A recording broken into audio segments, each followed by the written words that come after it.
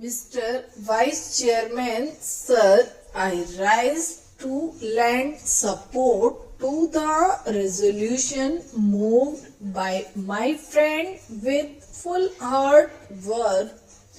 It is very correct that the present legal system of India is not an effective instrument of social change, as it is not a very effective instrument of social change. Naturally, it cannot provide social economic justice to the weaker sections of people, to the underprivileged people who form the majority in India. Sir, we all know that the old order change yielding place to new. Change is the only unchanging thing in this constantly changing universe. It is not a very happy thing that although we attained independence in 1947 till today, we are guided by Anglo-Saxon jurisprudence.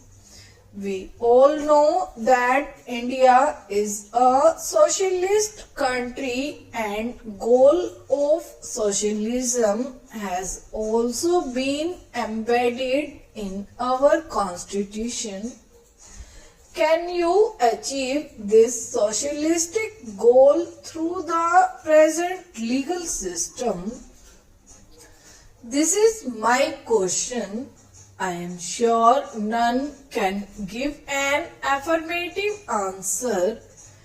It is a very common complaint among the poor sections of the people of India, the downtrodden masses, the toiling masses, the people who cannot pay for costly litigation, that they are very scared of going to the court. First, they are ignorant, then they have no money, they are very poor. The court of law for them is a sort of jigsaw puzzle. Whenever they go to a court to fight out a case for the redressal of their grievances, they always have the psychological fear. What is that fear? What is the use of going to the court? If I go to the court to fight out a case, for it will take 3 years to 10 years or maybe 20 years, who knows.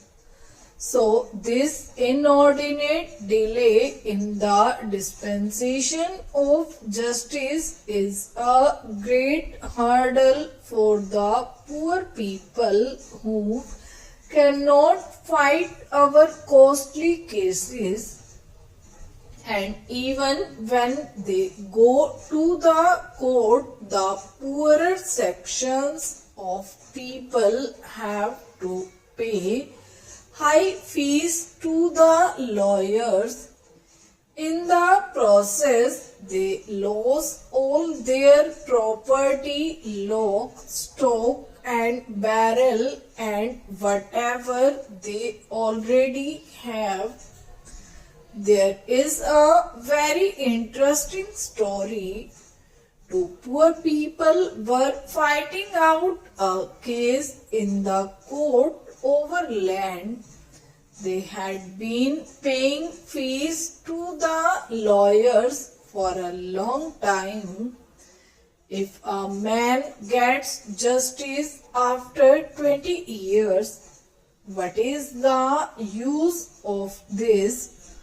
Now, as far back as 1928, Pandit Motilal Nehru laid great emphasis on judicial reforms, and in the 50s also the chief of the old bloc, Pandit Jawaharlal Nehru, harped on the same string.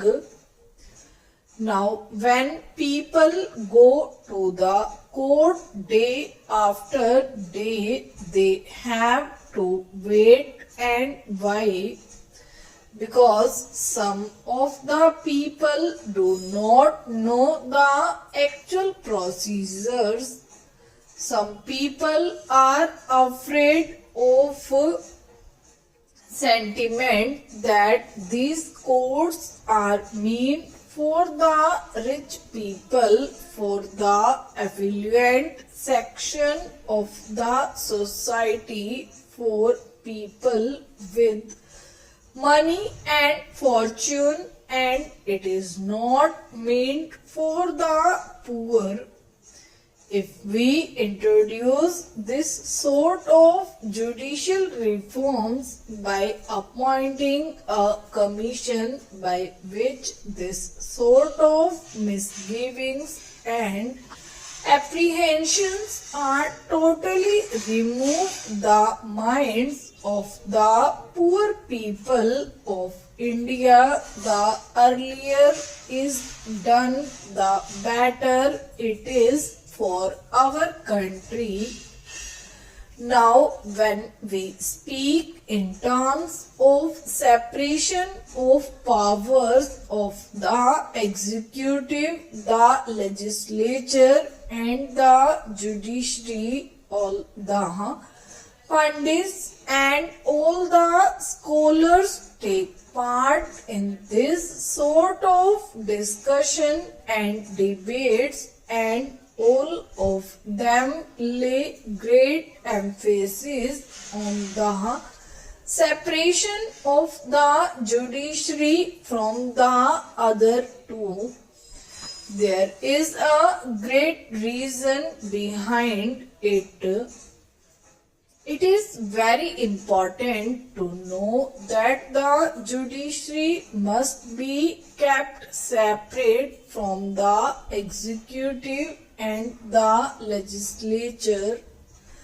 But the judiciary must be free not in words but in reality. The judiciary has got to be free.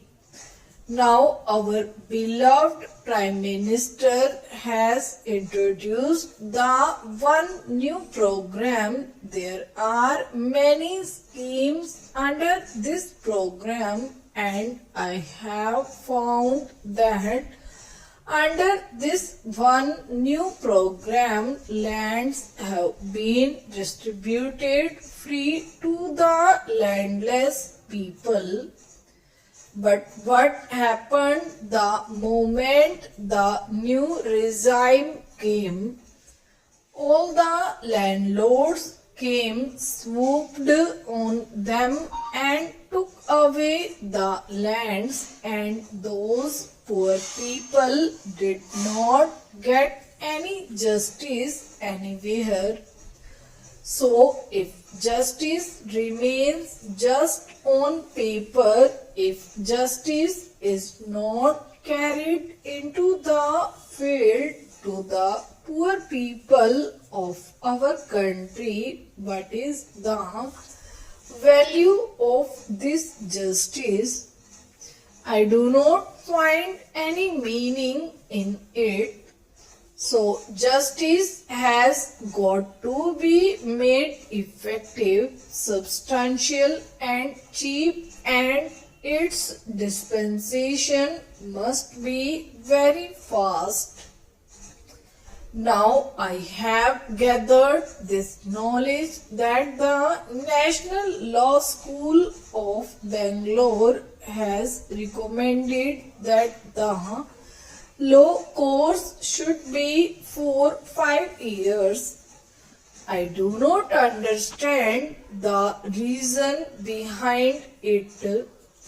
5 years is a very long time and most of the poor parents cannot afford to defray the educational expenses of their sons and daughters who will have to pursue their studies for 5 long years.